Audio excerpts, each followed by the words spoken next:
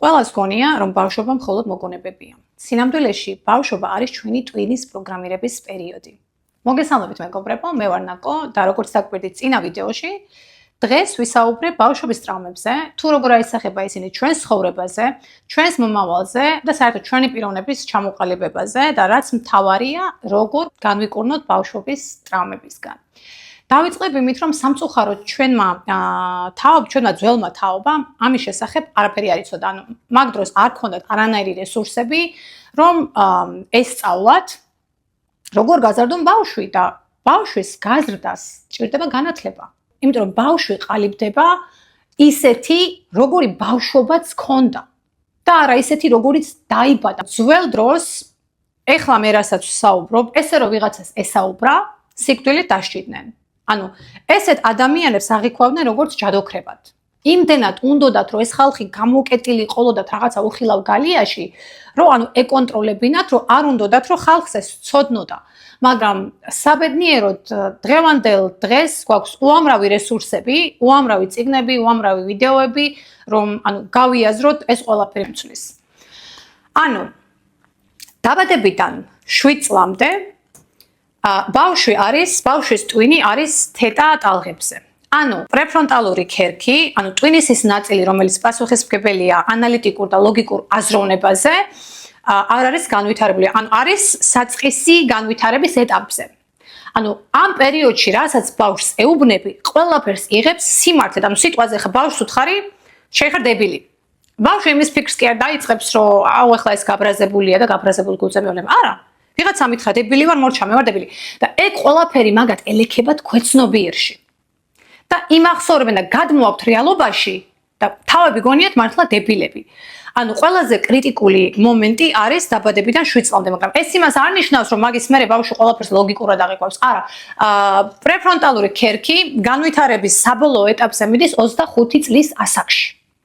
ანუ 7 წლის მერე ტვინის ეს ნაწილი უკვე იწყებს განვითარებას უფრო მაღალ დონეზე და ამ დროს ბავშვი იწყებს კითხვების დასმას, ანუ რაღაცა ცნობის მოყარეობა უჩნდება და თინეიჯერობაში, ანუ როდესაც უკვე გარდატეხის ასაკში შედის, ამ დროს კიდევ უფრო მაღლდება ამ ტვინის ნაწილის განვითარების ეტაპი და სწორედ ეს არის მიზეზი, რომ ანუ თინეიჯერებს ხასიათი ეცვლებათ, დეპრესიულები ხდებიან, იმიტომ რომ მაგ დროს ესენი აცნობიერებენ, რომ ცხოვრება ის არ არის, რაც ჩვენ გვეგონა. ანუ სამყარო ისეთი არ არის, როგორიც ჩვენ გვეგონა, რა ზღაპრებსაც გვიკითხავდნენ. ანუ იმდენად ულიმიტო აზროვნება აქვს ბავშვს 7 წლამდე და 7 წლის მერეც კი, რომ ხედავთ, რომ ბავშვები თამაშობენ, კოსმონავტები არიან, ფულებს ჭრიან, რაღაცა სპაიდერმენები არიან, ბეტმენები არიან. ისინი იმათ მართლა ჯერათ, რომ ესენი არიან. ჩვენთვის ეგ რაღაცა სულელური თამაშია, მაგრამ იმათ ეს ჯერათ. იმიტომ რომ ბავშვს ამ პერიოდში არ აქვს არანაირი ლიმიტი. ბავშვს ამ პერიოდში აქვს ულიმიტო ფანტაზიები. სანამ ვიღაცა არ ასწავლის, რომ ის არ გააკეთო, ეს არ გააკეთო, თოლის ბაბუ არ არსებობს, სპაიდერმენი არ არსებობს და ასე შემდეგ. და ამის გაზრებას რომ ბავშვი იწყებს უკვე გარდატეხის ასაკში, რომ ცხოვრება ზღაპარი არ არის, მაგიტო ეწყებათ მერე დეპრესიები და რაღაცა ესეთი რთული ხასიათები. სიტყვაზე ბავშვს უთხარით, რომ შეხარ მახინჯი. მთელი ცხოვრება ამ ბავშვს ექნება იმის კომპლექსი, რომ არის მახინჯი და შეიძლება გაიკეთოს უამრავი ოპერაცია, პლასტიკური ოპერაციები, რომ საბოლოოდ საკუთარი თავი მოეწონოს. როცა ბავშვს ეუბნებით უვარგისი ხარ, არაფრად არ ვარგი ხარ, ამ ბავშვს საკუთარი თავის რწმენა საერთოდ ეკარგება. როცა ბავშვს აკრიტიკებთ სხვის წინაშე, ამ ბავშვს უჩნდება ხალხის შიში. იმიტომ რომ ამ პერიოდში ბავშვს გონია, რომ ყველას ეზიზღება. იმიტომ რომ ვიღაცა აკრიტიკებს ყველას წინაშე. და მე ამ ბავშვს უჩნდება ხალხთან ურთიერთობის კომპლექსი და გონია, რომ ყველას ეზიზღება და ყველა აკრიტიკებს. როცა ტირს და აჩუმებთ და არ ეკითხებით, რატო ტირს, უბრალოდ ეჩხუბებით, რომ აი მოკეტე, ნუ ტირი ხარ ეჩხუბებით, ეს ბავშვი სწავლობს ემოციების ჩახშობას. და სწორედ აქედან ვითარდება ადამიანი, რომ ანუ რამე გასაჭირში თუ ანუ არავის არ უმხელს. ანუ მაგ ბავშვმა ისწავლა, რომ მე ჩემი ემოციები უნდა ჩავკვა, მე არ მაქვს უფლება ჩემი ემოციების გამოხატვის. აუცილებლად კითხეთ ბავშვს, რატო ტირის, რა აწუხებს. როდესაც ბავშვი რაღაცას გესაუბრება, თავის აზრს გიმხელთ რაღაცაზე და თქვენ ჭუბს უწყებთ, რომ ენა ჩაიგდე, შენ არაფერი არ იცი, შენ ბავშვი ხარ. ეს ბავშვი რო გაიზრდება და მე რო საზოგადოებაში გავა დამოუკიდებლად, ხო? ხალხთან საუბარი გაუჭირდება. იმიტომ რომ ასწავლეს, რომ შენ უნდა იყო ჩუმა, შენ არ გაქვს შენი აზრის გამოხატვის უფლება. ეს ისწავლა და ამ ნასწავლს მე იყენებს უკვე მოზრდილობის ასაკში, უკვე გარეთ რო გადის დამოუკიდებლად ხალხში. ანუ შეიძლება რაღაცა კონფერენცია დაიწყო მუშაობა, გახდა 30-32 წლის მნიშვნელობა არ აქვს. იცით რა დაემართება მაგას, ანუ ყველა ხო რაღაცა თავის აზრს გამოთქვავს, მაგ ბავშვს თავისი აზრის გამოთქმაში შერცხვება. იმიტომ რომ ეს ისწავლა, შენ და გაჩვენდა, შენ არ გაქვს ლაპარაკის უფლება, შენ ბავშვი ხარ, არაფერი არ იცი, რომ მის აზრს არანაირი მნიშვნელობა არ აქვს. კონფლიქტებში რო იზრდება. როდესაც ბავშვი კონფლიქტებში იზრდება, ამ ბავშვს კონფლიქტების შიში უჩნდება და ვიღაცა რომ უპატივცემულოდ მოექცევა, მნიშვნელობა არ აქვს რა ასაკშია, 30-35 ორი შეიძლება მთელი ცხოვრება გაყვეს. ხმას არ ამოიღებს. შიგნიდან იწუვის ამ დროს, მაგრამ ხმას ვერ ამოიღებს, რომ კონფლიქტს აერიდოს. ეს შინია კონფლიქტების. ამიტომ ძალიან დიდი მნიშვნელობა აქვს ბავშვს რას ეუბნებით. საქმე იმაშია, რომ ბავშვის განვითარება მარტო სახლში კი არ ხდება. შეიძლება ბავშვი იზრდება ძალიან თბილ გარემოში, ძალიან მოსიყვარულე მშობლები ყავს, მაგრამ სკოლაში მასწავლებლები ეუბნებიან, რომ შენ არაფერი არ იცი, შენ უცოდინარი ხარ, შენ უტვინო ხარ. შეიძლება ამან გაუნადგუროს ბავშვს ცხოვრება. მე არავის არ ვაყენებ შეურაცხყოფას, მაგრამ ჩემი აზრით, მასწავლებელი, რომელმაც ისწავლა ერთი საგანი წლების განმავლობაში და ბავშვს ესე ელაპარაკება, მაგას არანაირი განათლება არ გააჩნია. როდესაც სხვის ბავშვს, ჯერ დედაც არ უნდა ესაუბროს ბავშვს ესე. როდესაც სხვის ბავშვს ესე ესაუბრები თან სხვა ბავშვების წინაშე, ჩემთვის ეგ არის გაუნათლებლობა. აუცილებლად მიაქციეთ ყურადღება თქვენ შვილებს მასწავლებლები როგორ ესაუბრებიან. მე მახსოვს მოსწავლე რო ვიყავი, ჩემი მასწავლებელი მოსწავლეებს თავში მუშტებს სულტყავდა. ლანძღავდა ყველას წინაშე. სხვა მასწავლებლები მერხები ხართ, უცოდინარებო, უვარგისებო. აი ხა მეცინება, მაგრამ თან რომ მახსენდება, აი ბრაზდები, იცით რომ აი როგორ ბედავენ, საერთოდ როგორ ბედავენ ბავშვთან ეგრე ლაპარაკს. მით უმეტეს სხვის ბავშვთან აუცილებლად დააკვირდით, როგორ ესაუბრებიან მასწავლებლები თქვენ შვილებს. იმიტომ რომ თქვენ არ იცით იქ რა ბავშვი ამას შეიძლება ბავშვი არასოდეს არ გითხრას. როცა სკოლიდან ბავშვი მოდის რაღაცა გაღიზიანებული, ვერ გეუბნებათ, აუცილებლად წადით სკოლაში და შეამოწმეთ რა მოხდა. შეიძლება მასწავლებელმა ეჩქვა, შეიძლება ბავშვმა უთხრა რაღაცა. მე ცხოვრებაში არ დამავიწყდება. ბავშვი რო ვიყავი, ვიღაცამ ჩემს სახელზე დამცინა. ალბათ ვიყავი სადღაც 13-14 წლის. და იმ მომენტამდე მე ჩემს სახელზე არანაირი პრობლემა არ მქონია. არც კი მიფიქრია, რომ ჩემი სახელი არის, ანუ ცოტა უცნაური. არც კი მიფიქრია. და მაგ ბავშვმა რო გაიგე, იმის სახელიც კი მახსოვს. როგორ გაიცინა ესეც მახსოვს, დამცინა, რომ ანუ ყველას წინაშე რანაირი სახელია და გადაბჟირდა. იმის მერე მე ჩემს სახელს ვერ ვიტანდი. მცხვენოდა ჩემი სახელის თქმა. ხალხში გასვლა მცხვენოდა, მარტო იმიტომ რომ უნდა მეთქვა მე რა მქვია. ძალიან ფრთხილად იყავით ბავშვებთან ხალხო. ძალიან ფრთხილად გაზარდეთ თქვენი შვილები. საბედნიეროდ ეხლა გვაქვს უამრავი რესურსები, არის წიგნები, არის უამრავი ვიდეო, როგორ უნდა ვესაუბროთ ბავშვს. ეგ არ არის ადვილი. ვიცი, ხანდახან ადამიანები ვართ და ნერვები გვეშლება, შეიძლება მივტყიფოთ, გავლანძღოთ, მაგრამ სანამ იმ დონემდე მიხვალთ, დაფიქრდით. ეს არის თქვენი შვილი და თქვენი შვილის მომავალი არის დამოკიდებული თქვენ როგორ ესაუბრებით. თქვენი შვილის მომავალი არის დამოკიდებული თქვენს საქციელებზე მის მიმართ, მასწავლებლების საქციელებზე მათ მიმართ. როდესაც ბავშვი ისმენს ასეთ ინფორმაციას, რომ შენ უვარგისი ხარ, შენ ცუდი ხარ, შენ ისეთი ხარ, შენ ასეთი ხარ, ბავშვი ამას არ აანალიზებს. ეს სიტყვები ბავშვს ელექება ქვეცნობიერში და უყალიბდება შინაგან რწმენად. და სწორედ ეს რწმენები განსაზღვრავს ბავშვის თავდაჯერებულობას, ურთიერთობებს მომავალში, ბავშვის საქციელებს, ხასიათს, ყველაფერს, რადგან ამ დროს პრეფრონტალური ქერქი არ არის სრულიად განვითარებული და ბავშვი ამ ინფორმაციას იღებს კრიტიკული ანალიზის გარეშე და ამ ინფორმაციის ეჭვის ქვეშ დაყენების გარეშე და სწორედ გაბრაზებულ გულზე ნათქვამა ერთმა სიტყვამ შეიძლება ბავშვს მთელი ცხოვრება დაუნგრიოს. იმდენად იმახსოვრებს ბავშვი ყველაფერს. ალბათ 2 წლის ვიყავი, აი არ მახსოვს, მივიღე ძალიან დიდი დამწრობა. ეხლაც მახსოვს ის კაბა რაც მეცვა. ის მომენტი არ მახსოვს, მაგრამ ტკივილი მახსოვს. იმის მერე ის ტკივილი ვიყავი სულ რაღაც 2 თუ 3 წლის, აი აღარ მახსოვს. გლანდების ოპერაცია გამიკეთეს ანესთეზიის გარეშე. მე არაფერი არ მახსოვს იმასაკიდან ამის მეტი. იმდენად მტკივნეული იყო. და კიდე პატარა რო ვიყავი, მქონდა მოლანდებები. სულ მქონდა მოლანდებები, ანუ ხან რამელა ხან დათვი მომელანდებოდა, ხან რაღაცა ქაჯები მომელანდებოდა. ყველაფერი მახსოვს დღევანდელი დღესავით. მარტო ეს მომენტები. ყველაზე ადვილად, მარტო ბავშვის ტვინი კი არა, ადამიანის ტვინი იღებს ცუდ ინფორმაციას. და წარმოიდგინეთ ბავშვი, რომელიც ამ ინფორმაციას იღებს ანალიზის გარეშე. ამ ინფორმაციას ბავშვი იჯერებს და ახსოვს მთელი ცხოვრება. როგორც მე მახსოვს მთელი ცხოვრება, ჩემი ჰალუცინაციები, ჩემი დამწრობა, ესეც მახსოვს მამა ჩემი წამოხტებოდა ხოლმე, კარადებს აღებდა, საწოლის ქვეშ იხედებოდა, აი მამიკო აქ არავინ არ არის, ჩამიხუტებდა და სანამ არ დავიძინებდი, ისიც კი მახსოვს როგორ ვიყავი მამა ჩემზე მიხუტებული. რო აღნიშნე, ანუ დაბადებიდან 7 წლამდე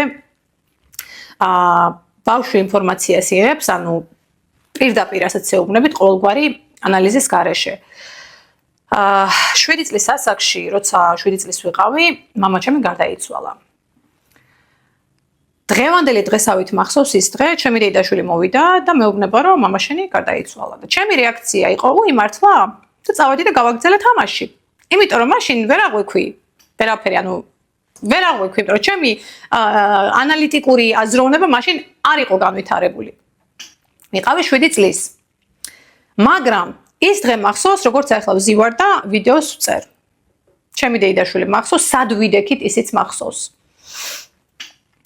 და ეს მე გავიაზრე მაშინ, როცა, ანუ სანამ მამა ჩემს გაასვენებდნენ, ვიღაცამ მითხრა, აწი ვინ მოგიტანს კამფეტებსო. და მაშინ იყო პირველად რომ ვიტირე. მამა ჩემის სახეც მახსოვს იმ მომენტში. პირველად ვიტირე, როცა ეს მითხრეს, ანუ ეს კამფეტებთან არ იყო დაკავშირებული, მაგრამ იმ მომენტში მივხვდი, რომ რაღაცა ძალიან დიდი დაუკარგე. ის მომენტიც მახსოვს.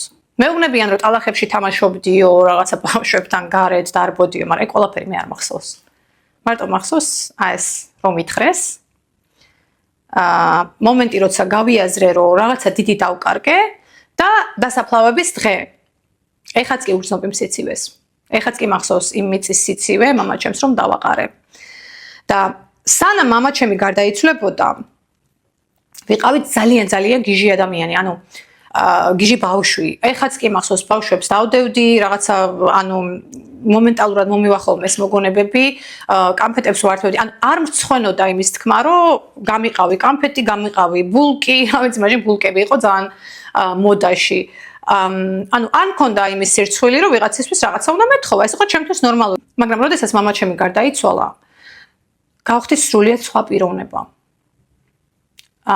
თავი მეგონა ძალიან დაჩაგრული, მეგონა რომ ხალხს ვეცოდებოდი და ვიღაცა რომ რაღაცას მთავაზობდა, არ ვართმევდი, იმიტომ რომ არ მინდოდა ეფიქრათ, რომ აი ამას ეს აკლია, აი ცოდოა, არ მინდოდა რომ ხალხს შევცოდებოდი. და გავხდი ძალიან მორცხვი ადამიანი. იმდენად მორცხვი ადამიანი, სულ რომ გავგიჟებულიყავი რაღაცის გამო, ნამცხვარს ხედავდი ან რაღაცა, აი ცოცხალი თავით არ ვიტყოდი, არც გამოვართმევდი. ანუ რატო ვიძახი ახლა ამას? 7 წლის მერე უკვე ანუ ეს ნაწილი, ტვინის ეს ნაწილი უკვე იწყებს განვითარებას და მერე უკვე ვიწყებ ნელ-ნელა ანალიზს, თუ რა მოხდა. და მე რო ეს გავაანალიზე და გავიაზრე, აი თლიანად შევიცვალე. ანუ თავი მეგონა ძალიან საცოდავი. ვერიდებოდი ბავშვებს, მცხვენოდა ბავშვებთან ურთიერთობა, რომ მეგონა რომ დამცინებდნენ, იმიტომ რომ მამა ამყავდა, ან შევეცოდებოდი და ასე შემდეგ. საბოლოო ტრავმა, რამაც მომაყენა, იყო ცეკვის მასწავლებელი. ქართულ ცეკვებზე შემიყვანა დედაჩემმა და რახანობული ვიყავი, ანუ უფასო იყო უბლებისთვის და მართლა არ მახსოვს რის გამო გამიშვეს იქიდან, მაგრამ ის დღე მახსოვს ნათლად. დედაჩემმა მიმიყვანა უკან, რომ უნდოდა რომ მევლო, განვითარებულ ვიყავი, ცეკვა, მუსიკა, ყველგან ცდილობდა ჩემს ტარებას და ქართული ცეკვის მასწავლებელთან მიმიყვანა უკან და სთხოვა რომ ანუ ბავშვს ნიჭი აქვს და გეხოცები არ დაუკარგოთ და ანუ მიიღე უკან. მაგ მასწავლებლის სახე მე ხაც მახსოვს.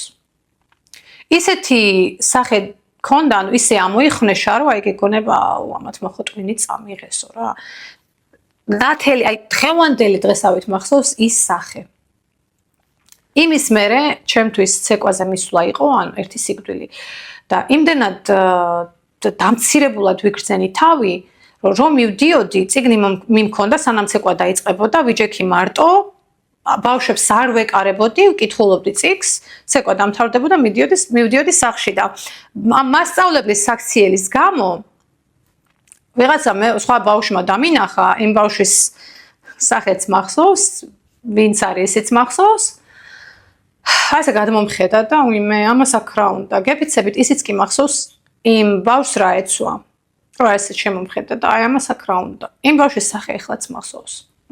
ანუ რატო ვიძახი ამ ყველაფერს, რომ აი ეს მოვლენები ბავშვს არასდროს არ ავიწყდება. დამცირება, დაბეჭავება, უარყოფა, ლანძღვა, ცემა, ეგენი ბავშვს არასოდეს არ ავიწყდება. ეხლა ზოგი მომენტები, რაც იმ ასაკიდან მახსოვს, იმის იქით მე იმ ასაკში აღარაფერი არ მახსოვს. მაგრამ ის მომენტები, რამაც მთელი მენტალიტეტი შემიცვალა, დღემდე მახსოვს, დღევანდელი დღისავით. ამიტომ ძალიან გთხოვთ, მიაქციეთ ყურადღება ბავშვს რას ეუბნებით, როგორ ესაუბრებით, რას ელაპარაკებით და როგორ ესაუბრებიან მასწავლებლები თქვენს შვილებს. ეს არის გადამწყვეტი გაკვეთილი ბავშვისთვის. ჩემზე რო იყოს გეფიცებით სპეციალურ ცენტრს შევქმნიდი, განათლების ცენტრს, როგორ ვიყოთ მშობლები, როგორ გავზარდოთ ბავშვები. ხალხმა ეგ უნდა ისწავლოს. იმიტომ რომ ეს წყვეტს თქვენი შვილის მომავალს. ბავშვი ყველაფერს სწავლობს, მაშინ როცა არის ბავშვი. ანუ როცა ვიღაცა ცუდ რაღაცას ეუბნება, ეს ბავშვისთვის არის როგორც ავტორიტეტი, მე მაგას მეუბნება. ბავშვისთვის მოზარდები არიან ღმერთები. მე მაგალითად ბავშვი რო ვიყავი, მეგონა მასწავლებლები ტუალეტშიც არ შედიოდნენ. მე მეგონა ღმერთები, ანუ მასწავლებელი არის ბავშვის ხატება. ეგრე გეტყვით. და წარმოიდგინე მასწავლებელი გეუბნება ეგეთ რაღაცებს. როგორი უნდა გაიზარდო? რა რწმენები უნდა გქონდეს შენს თავზე? არავის შეურაცხყოფას არ ვაყენებ. იმ მასწავლებლებსაც არ ასწავლეს. იმათმაც არ იციან, მაგრამ ეს უკვე, გამართლება აღარ არის. დღევანდელ დღეში ეს გამართლება აღარ არის. იმიტომ რომ დღეს უამრავი რესურსები გვაქვს და ყველამ კარგად იცის თავიანთი უფლებები, არის უამრავი წიგნები, არის უამრავი ვიდეოები და ყველა შეუძლია ამაზე ინფორმაციის მიღება. და მე ძალიან მიხარია, რომ ხალხი ამას ნელ-ნელა იაზრებს. როდესაც ერთი ადამიანი აღმოაჩენს ამას, სიტყვაზე ჩვენი მშობლების მშობლები. იმათმა ესე გაზარდეს ჩვენი მშობლები. იმათმა მშობლებმაც ესე გაზარდეს ისინი. მაგრამ როდესაც ერთი ადამიანი ამას აღმოაჩენს, ეგ ადამიანი თავის შვილებს სხვანაირად გაზრდის. მერე ისინი თავიანთ შვილებს სხვანაირად გაზრდიან. ანუ თქვენ სულით თლიან შთამომავლობას. გენეტიკას რო აბრალებენ ყველაფერს. აი გენეტიკურად გამოყვა დალევა ისა ესა. გენეტიკურად შეიძლება გამოყვეს რაღაც 40%, მაგრამ დანარჩენი ყველაფერი არის დამოკიდებული მათ ქცევებზე. თუ რაც ხედავთ, შეიძლება გენეტიკურად გამოყვა რაღაცა მშობლისგან, მაგრამ როცა ხედავთ, რომ მშობელი ამას არ აკეთებს, ჩვენ ამას არ გავაკეთებთ. ანუ როცა ბავშვი ვერ ხედავს იმას, რაც შეიძლება გენეტიკურად აქვს და აქვს რაღაცა მიდრეკილება ცოტათი, არ გააკეთებს. თუ ხედავს, რომ თავისი მშობელი ამას არ აკეთებს, ბავშვი ამას არ გააკეთებს. ანუ როცა ხედავს, რომ მშობელი მაგას აკეთებს ბავშვისთვის, ეს არის ნორმალური, იმიტომ რომ მშობლები ბავშვისთვის არიან მაგალითები. ეს არის ბავშვის მაგალითი. ყველაფერი, რასაც იცახიან, ყველაფერი, რასაც აკეთებენ, ბავშვისთვის ეს არის მორჩა, კანონი. რასაც ჩემი მშობელი მეუბნება, არის კანონი ჩემთვის. მორჩა. ჩემი მშობელი სვავს, ესე იგი ეს ნორმალურია. ჩემი მშობელი, რა ვიცი, დადის ყოველღამე გარეთ, ესე იგი ეს ნორმალურია. ჩემი მშობელი ცემს 24 საათი. ესე იგი ეს ნორმალურია და მეც ჩემ შვილს ვცემ 24 საათი. მაგრამ როცა ამას ერთი ადამიანი გაიაზრებს, აი ამ წრეს, სადაც ჩვენი მშობლები, იმათი მშობლები და ზოგადად მთელი ჩვენი წინაპრები დადიოდნენ და ერთი ადამიანი ამ წრეს გაარღვევს, ის ადამიანი ცვლის თელს შთამომავლობას. და კიდევ ერთხელ მიხარია, რომ ეხლა რასაც ვხედავ, თანამედროვე მშობლებს ძალიან კარგად ზრდიან ბავშვებს. ანუ ჩემი მეგობარი, რაღა შორს წავიდე, ბავშვებს ზრდის, აი, არ ვიცი, სასწაულად. ფეხმძიმედ რო იყო, წიგნები იყიდა, როგორ გავზარდო ბავშვი, რა ველაპარაკო, ანუ ხედავ ხოლმე სამი შვილი ყავს და ესე წივიან, კივიან, დახტიან, აი ესე მშვიდად ზის. ელოდება, როდის დაწყმარდებიან, ბავშვებს არ ეჩხუბება რომ ნუ წივიხართ, ნუ კი ვიხართ, მერე დაუჯდება სათითაოდ ყველას და ეკითხება, აბა რა მოხდა. ყველას უსმენს, ყველას აზრს ისმენს და მერე აძლევს რჩევებს. აი ესე უნდა გაიზარდოს ბავშვი. ბავშვის აზრი არ მიიღოთ ისე რომ ეს პატარა და არაფერი არ იცის. ბავშვის აზრზე არასოდეს არ თქვათ რომ სულელი ხარ გაჩვენდიკათ რა სისულელებს მეკითხები. რაც არ უნდა სისულელე კითხოთ, ყველაფერზე გაიცით პასუხი. არასოდეს არ აგრძნობინოთ რომ ეს არის სულელი. მართლა სულელად გაიზრდება მერე. გაიზრდება, აი ჩლუნგი ხარო, ეუბნები ჩლუნგად გაიზრდება. და მერე გიკვირთ, რატო გაიზარდა ეგრე? იმიტომ რომ თქვენ ეუბნებოდით ამას. რაც ყველაზე მთავარია, როგორ განვიკურნოთ ბავშვობის ტრაუმებიდან. პირველ რიგში რაც უნდა გააკეთოთ არის მიტევება. არასოდეს დაადანაშაულოთ თქვენი მშობლები, აი ისე რატო გამზარდე, ასე რატო გამზარდე, ცუდად მეკცეოდი, ისწავლეთ მიტევება. მიუტევეთ ყველას. მშობლები, მასწავლებლები, ბავშვები, ვინც დაქცინათ თუ რაც იყო, ყველას მიუტევეთ, იმიტომ რომ იმათმაც არ იცოდნენ. მათთვისაც არავის უსწავლებიათ და ისინიც ესე შეიძლება თქვენზე უარესად ისინი გაიზარდნენ. აუცილებლად მიუტევეთ ყველას, როცა ეს სიბრაზე არის ძალიან ცუდი ენერგია, რაც შეიძლება ატაროთ. სიბრაზე არ მოგცემთ უფლებას, რომ იყოთ მშვიდად, იყოთ ბედნიერი. როცა გულში სიბრაზე გაქვთ, ვერასოდეს წინ ვერ წახვალთ. ცხოვრებაში წინ ვერ წახვალთ. აუცილებლად მიუტევეთ ყველას. და გაიაზრეთ ის, რომ მათაც არ იცოდნენ და ყველაფერი გააზრებულად არ გაუკეთებიათ. აკეთებდნენ იმას, რაც თვითონ ისწავლეს, რაც მათ ასწავლეს.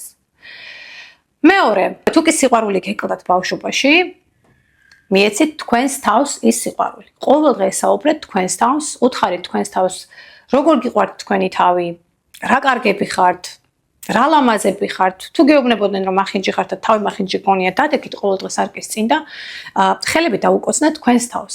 ესაუბრეთ თქვენს თავს, რა ლამაზი ხარ, ყველაზე ლამაზი ხარ. გჯერათ თუ არ გჯერათ, აუცილებლად ესაუბრეთ თქვენს თავს, იმიტომ რომ დროთა განმავლობაში ამას დაიჯერებთ. ის რაც ვისწავლეთ, ხო, იმის გადასწავლა, ესე რომ ვთქვათ, შეიძლება. ეს არის თქვენზე დამოკიდებული. ანუ რაც თქვენ შეგემთხვათ, ეს თქვენი ბრალი არ იყო. თქვენი ბავშვობა არის ისტორია, მაგრამ მომავალში თქვენ რას გააკეთებთ, ეს უკვე თქვენზეა დამოკიდებული. და არ მიიღოთ ეს როგორც თავის გამართლებად, რომ მე ესეთი ბავშვობა მქონდა და მორჩა. აღარაფერი აღარ შემცვლის. მსხვერპლის როლის თამაშს თავი დაანებეთ. უამრავი ადამიანი იტანჯება ამით. უამრავი ადამიანი, იმიტომ რომ ძველ დროს ეგ არ იცოდნენ. ძველ დროს ცემა ტყეპა იყო აბსოლუტურად ნორმალური. მაგრამ ეხლა გვაქვს შანსი. აღარ არის იმის დრო, რომ მსხვერპლის როლები ვითამაშოთ. დროა განკურნების. ხო გინდათ რომ იყოთ ბედნიერები, ხო გინდათ რომ იყოთ თავისუფლები ამ სიბრაზისგან, ხალხო სიბრაზე საშინელი გრძნობაა. გაუშვით ეგ სიბრაზე. ესაუბრეთ თქვენს თავს. იყავით თქვენი თავის მშობელი. გაუკეთეთ თქვენს თავს ის, რაც ბავშვობაში გინდოდათ. სიტყვაზე გინდოდათ სადღაც წასვლა. გააკეთეთ ყველაფერი იმისთვის, რომ იქ წახვიდეთ. ვერ მოგიხერხდათ ბავშვობაში, ან საშუალება არ იყო, ან არ მოგცეს ამის უფლება. ყველაფერი გააკეთეთ, რომ თქვენს თავს აუსრულოთ ის სურვილები, რაც ბავშვობაში გინდოდათ. იყავით თქვენი თავის მშობელი. და აუცილებლად დაეხმარეთ თქვენს